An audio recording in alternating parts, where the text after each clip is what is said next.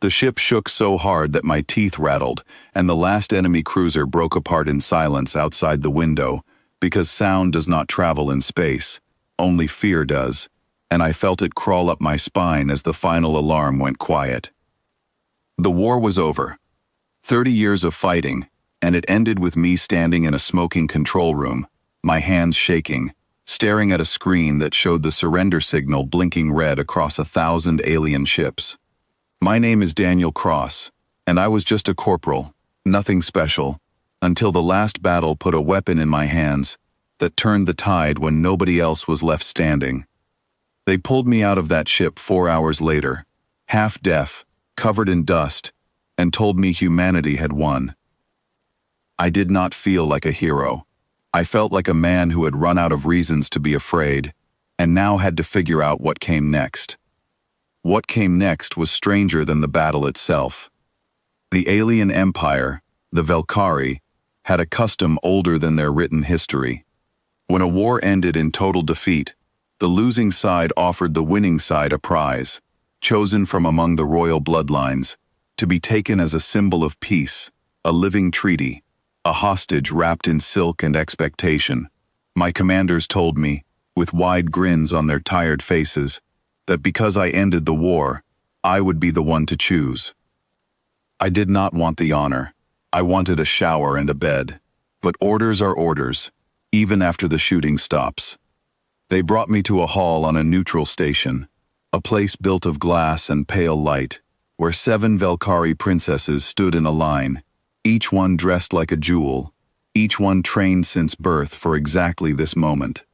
Their skin shimmered in different shades, some silver, some deep blue, their eyes large and calm, every movement of their hands measured like a performance. The first one smiled at me, the way a knife smiles before it cuts. The second one bowed so low her forehead nearly touched the floor, and I could tell she had practiced that bow 1,000 times in a mirror. The third recited a poem about human strength that sounded like it was written an hour ago by someone who had never met a human. I understood immediately. Each of them wanted this. Each of them had been raised to want this, to see this moment as the highest point of their entire life, a chance to matter, to be chosen, to become powerful through marriage, to the enemy who now held all the cards. And then there was the 7th one, standing at the end of the line, half turned away, like she was hoping nobody would notice her. Her name was Alira. She did not shimmer like the others. Her skin had a dull, uneven patch across one side of her face, something the Velkari considered a mark of shame, a flaw passed down from a grandmother who had married outside the approved bloodlines.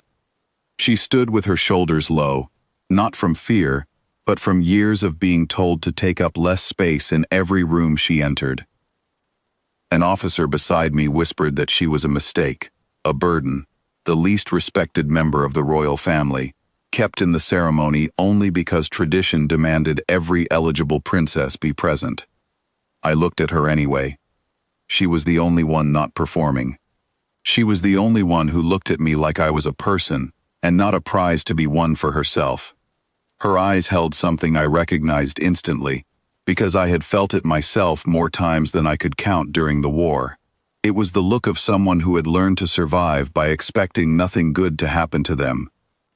I remembered something from 3 years earlier, during the siege of a supply station near the edge of human territory.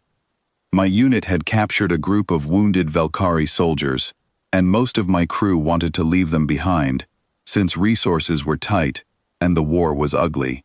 One young Velkari medic argued with her own superiors to get bandages sent to our side too, risking her standing to help enemies she had never met. I never learned her name back then.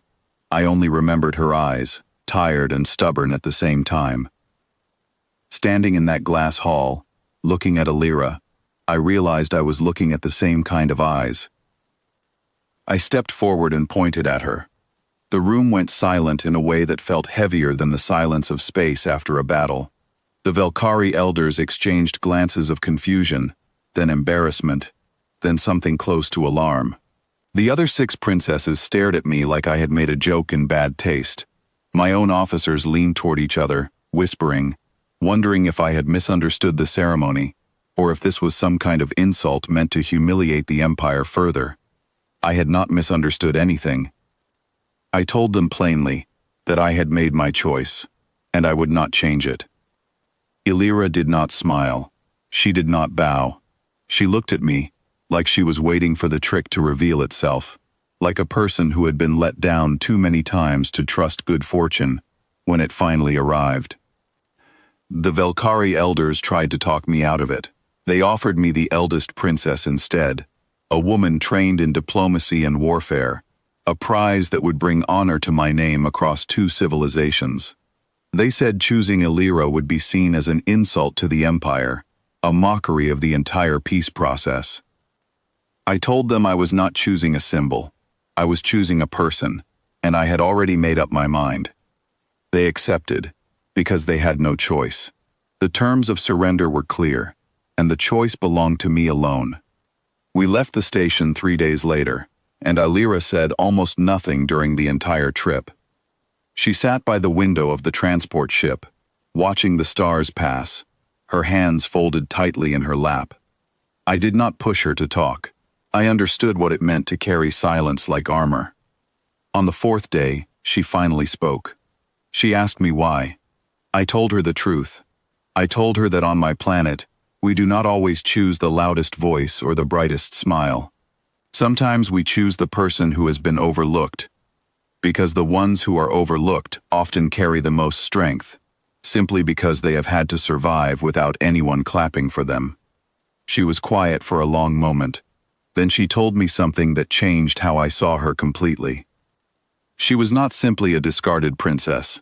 She had spent years studying old Velkhari records that most nobles considered beneath their attention, records about forgotten alliances, ancient border agreements, and ship designs abandoned centuries ago for being too unconventional. Nobody in her family took her seriously enough to notice what she had learned, because they were too busy dismissing her for the mark on her face. Within weeks, that knowledge became more valuable than any war medal I had ever received. During peace negotiations between Earth and the Velkhari Council, disputes arose over old border claims that neither side could resolve, since the original treaties had been lost or destroyed during the war. Alira remembered details from records nobody else had bothered to read in 100 years. She stepped forward in a meeting filled with generals and diplomats twice her age, and she explained exactly how an ancient agreement could settle the dispute fairly for both sides. The room that once ignored her now listened closely to every word. Her own people were stunned. The soldier's prize, the least respected princess, had solved a problem their finest scholars had failed to untangle for years. I stood near the back of that meeting room, watching her speak with a steady voice, and I felt something warmer than pride. I felt like I had been right about her from the very first moment, in a hall full of glass and performance, when everyone else looked past her, and I did not. In the months that followed, whispers changed across both worlds. The story of the human soldier who chose the least respected princess became something people repeated with curiosity instead of mockery. Some called it luck, some called it strategy. I never bothered explaining it to anyone who did not already understand, because the reason was simple enough for anyone willing to look closely. Alira began attending council sessions on her own merit, no longer standing at the edge of rooms with her shoulders low. Scholars from her own empire started requesting access to the records she had studied for years, records they once considered worthless. She never fully lost the quiet caution in her eyes, the habit of expecting disappointment before it arrived. But it faded, slowly, the way frost fades when the sun finally reaches it.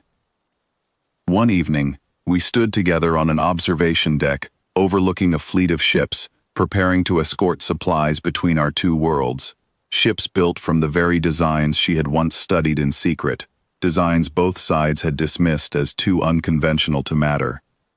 She asked me if I regretted my choice, since it had complicated my life in ways the other princesses never would have. I told her the truth again. I told her that humans have always had a strange habit of rooting for the one nobody expects to win, the one who gets overlooked, underestimated, and pushed aside. It is not weakness. It is how we recognize strength in places others refuse to look. I told her I had ended a war with a weapon nobody thought I could carry, and afterward, I had chosen a woman nobody thought was worth choosing. Both times, everyone else had been wrong.